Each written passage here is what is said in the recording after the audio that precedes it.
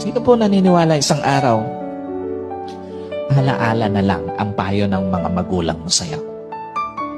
At sino po naniniwala, isang araw, yung nanay na kasama mo ngayon, maaaring katabi mo ngayon, yung tatay na kasama mo ngayon, isang araw, aalalahanin mo na lang din.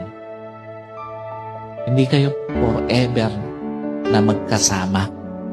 Kaya nga, lahat ng magulang hanggat kasama pa yung anak, gagawin ng lahat.